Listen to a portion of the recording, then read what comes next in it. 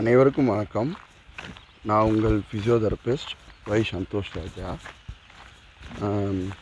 ஆக்சுவலாக இன்றைக்கி வந்து பார்த்திங்கன்னா fit India campaign 2025 100 Days challenge by Vienna marathon club. அந்த ஈவெண்ட்டில் நான் இன்றைக்கி 32வது நாள் கோலை அச்சீவ் பண்ணியிருக்கேன். ஸோ நான் எடுத்துக்கிட்ட டார்கெட் வந்து பார்த்திங்கன்னா 5 கிலோமீட்டர் டிஸ்டன்ஸ். கேட்டகிரி வந்து மிக்ஸுன்னா slow walk, brisk walk, jogging, running, cycling எல்லாம் கலந்து தான். ஒரு சின்ன ரிப்போர்ட் உங்கள்கிட்ட ஷேர் பண்ணணுன்னு ரொம்ப ஆசைப்பட்றேன். வெரி ஃபஸ்ட்டு நான் இதை ஸ்டார்ட் பண்ணுறப்ப பார்த்திங்கன்னா சும்மா ஒரு இந்த விளையாட்டுக்கோசரம் பண்ணுறது, தமாஷா பண்ணுறது, அந்த மாதிரி பண்ணுவாங்கள்ல குழந்தைங்க, அந்த மாதிரி நினச்சி தான் நான் பண்ணினேன். ஆக்சுவலாக இந்த கேம்பெயினோட ரியாக்ஷன், அந்த மக்கள்கிட்டேருந்து வரக்கூடிய அந்த ரியாக்ஷன் வந்து கொஞ்சம் நான் எதிர்பார்த்ததோட மிகப்பெரிய அளவில் இருக்குதுன்னு தான் நான் சொல்லுவேன். காரணம் என்னென்னா, நான் ஆக்சுவலாக இது வந்து ஹெல்த் பெனிஃபிட்ஸ்க்கோசம் இந்த மாதிரி மெயின்டைன் த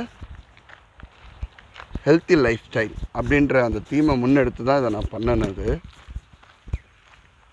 இது வந்து கொஞ்சம் என்னோடய ஃபாலோவர்ஸ், அதுக்கப்புறம் என்னோடய ஃப்ரெண்ட்ஸ், ஸ்டூடெண்ட்ஸ் மூலிமா கொஞ்சம் எல்லாத்துக்கும் ஷேர் ஆகிருக்கு. நானும் சோசியல் மீடியாவில் குரூப்பு க்ரியேட் பண்ணி அதை எல்லாத்துக்கும் ஷேர் பண்ணியிருக்கேன். இப்போ என்ன விஷயம் அப்படின்னா, இப்போ கரண்ட் ஸ்டேட்டஸ் என்ன அப்படின்னா, நம்மளோட ஆல் ஓவர் நேஷனும் இது ரீச் ஆகிருக்கு. அது மட்டும் இல்லாமல் நிறைய ஓவர்சீஸ் பார்ட்டிசிபெண்ட்ஸும் இருக்காங்க. அதாவது என்ஆர்ஐ கலந்துக்கிறாங்கன்னா அவங்க ஆல்வேஸ் இந்தியன்ஸ், ஓகே. அதர் சிட்டிசன்ஸுமே இது கலந்துக்கிறாங்க, யூரோப்பியன்ஸு, அதே மாதிரி நிறைய பேர் இருக்காங்க. குறிப்பிட்ட கண்ட்ரிஸை நம்ம வந்து ஸ்பெசிஃபை பண்ண முடியாது. ஈவன் அவங்க கலந்துக்கிட்டே இருக்காங்க, டெய்லி அவங்க ரிப்போர்ட் பண்ணிட்டு தான் இருக்காங்க. டெஃபினெட்லி அவங்களுக்கு நம்ம வந்து கம்ப்ளீஷன் சர்டிஃபிகேட் நம்ம கொடுப்போம். ஏன்னா அது சர்டிஃபிகேட்ன்றதுனால அவங்க மெயில் அட்ரஸ் கொடுத்தாங்கன்னாக்கா அதில் நம்ம சர்டிஃபிகேட்டை வந்து அவங்க நேம் போட்டு எல்லாருக்கும் நம்ம எப்படி கொடுக்குறோமோ அந்த மாதிரி தான் அந்த அதர் சிட்டிசன்ஸுக்கும் நம்ம கொடுப்போம். அது எந்த மாற்று கருத்தும் இல்லை. நேற்று ஒரு ஃப்ரெண்டு எனக்கு ஷேர் பண்ணாங்க. அவங்க வந்து மகாராஷ்டிரா. அந்த பொண்ணு யூஸ்வலாக வாக்கிங் போவாங்களாமா. வாக்கிங் போயிட்டு சரி ரன்னிங் நம்ம ட்ரை பண்ணுவோம் அப்படின்னு சொல்லிட்டு இம்மிடியேட்டாக ரன்னிங் பண்ணியிருக்காங்க. ரன்னிங் இம்மிடியேட்டாக அப்படி பண்ணதுனால ஸ்லிப்பாகி கீழே விழுந்து கை காலில் கொஞ்சம் ஹராப் ஆகிடுச்சு. என்கிட்ட சொன்னாங்க. நான் வந்துட்டு எனக்கு ஷேர் பண்ணாங்க. நான் வந்து சேஃப்டி ஃபஸ்ட், அதனால் நீங்கள் வந்து வாக்கிங் பண்ணுங்கள். நான் ஒன்று சொல்கிறேன், நீங்கள் வாக்கிங் பண்ணுறீங்க அப்படின்னா வாக்கிங் பண்ணிவிட்டு அப்படியே ஸ்லோவாக ஜாகிங், அப்புறம் கொஞ்சம் ரன்னிங் பண்ணுங்கள். இம்மிடியேட்டாக ரன்னிங் ப்ராக்டிஸ் இல்லாமல் பண்ணாதீங்க அப்படின்னு சொன்னேன். ரெண்டாவது, அந்த சர்ஃபேஸ் ரொம்ப முக்கியம். அவங்க எங்கே ரன் பண்ணுறாங்க அப்படின்றது தான் ரொம்ப வேலிடான ஒரு பாயிண்ட்டு. இந்த மாதிரி ஒரு கரடு முரடான ஒரு சாலையிலையோ வழியிலையோ பண்ண வேண்டாம். அதே மாதிரி ரொம்ப ஸ்மூத்தாக இருக்கக்கூடிய இதுவும் வேண்டாம், ஸ்லிப்பரி ஆகும். ஸோ அதை கொஞ்சம் ப்ராக்டிஸ் பண்ணிவிட்டு நீங்கள் வந்து ரன்னிங் பண்ணிக்கோங்க, சரிங்களா?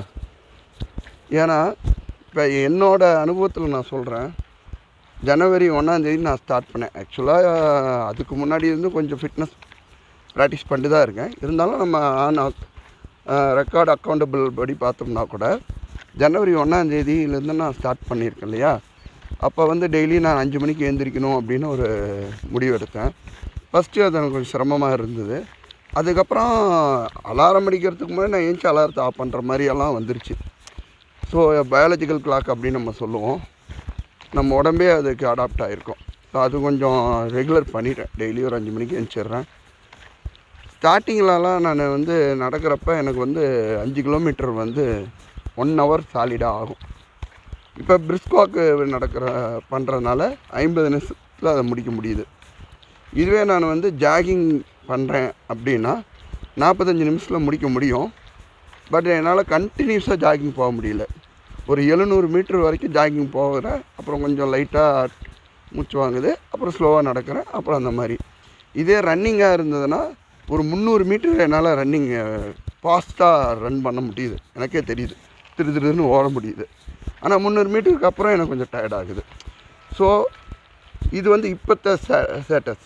ஸ்டார்டிங்லலாம் வந்து நான் ஜஸ்ட்டு வாக் மட்டும் தான் பண்ணேன். ஸோ கொஞ்சம் கொஞ்சமாக என்னோடய கார்டியோ பல்மனரி என்டியூரன்ஸை வந்து நான் சைட் பை சைடாக இம்ப்ரூவ் பண்ணிட்டு தான் வரேன். அதுக்கு தான் அந்த ப்ரீத்திங் எக்ஸசைஸ் பண்ண சொன்னது, மசில் ஸ்ட்ரெச்சிங்கு அண்டு ஸ்ட்ரென்தனிங் எக்ஸசைஸ் இதெல்லாம் நான் பண்ணுங்கள் அப்படின்னு நான் சொன்னது காரணம் அதுதான்.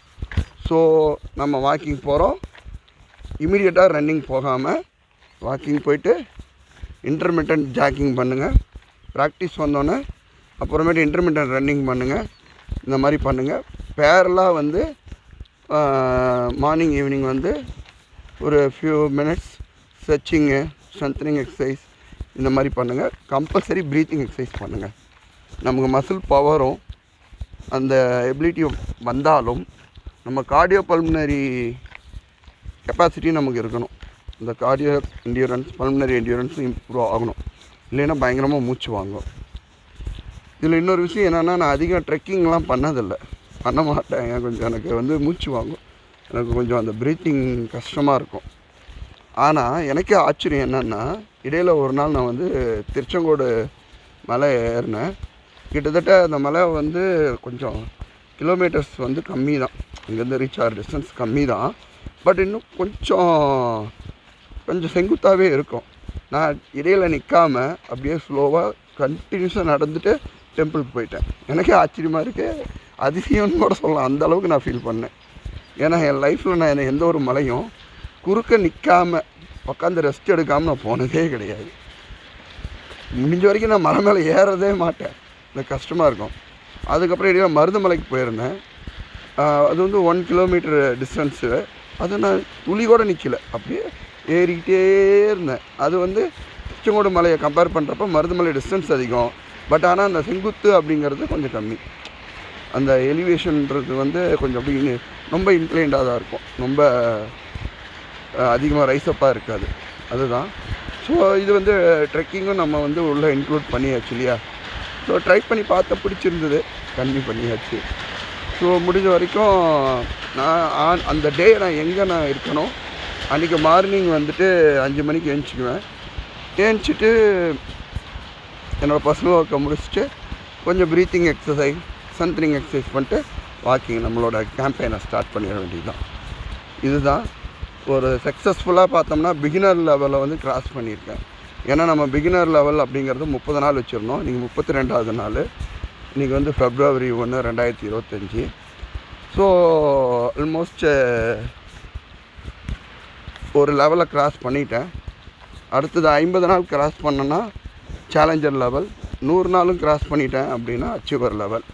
சரி, அச்சீவர் லெவல் கிராஸ் பண்ணிட்டு கம்முன்னு ஆகிடுவீங்களா அப்படின்னா அப்படிலாம் இல்லை. கண்டிப்பாக நான் அதுக்கப்புறமா என் ஆக்டிவிட்டீஸ் பண்ணிட்டு தான் இருப்பேன். ஸோ இது மட்டும் இல்லாமல் இப்போ முக்கியமாக ஒரு விஷயம் என்னென்னா, 2025 கிலோமீட்டர் த இயர் ஆஃப் 2025 அப்படின்னு ஒரு கேம்பெயின் விர்ச்சுவலில் போயிட்டு இருக்குது. அது தனி. அது வந்து நீங்கள் வந்து கண்டினியூஸு அப்படி இவ்வளோத்தான் அவ்வளோத்தான் அந்த மாதிரி எந்த ரெஸ்ட்ரிக்ஷனும் கிடையாது. மிக்சடு கேட்டகரி, என்ன வேணால் பண்ணலாம். அதாவது ஸ்விம்மிங் கூட அதில் ஆட் பண்ணியிருக்கேன் நான்.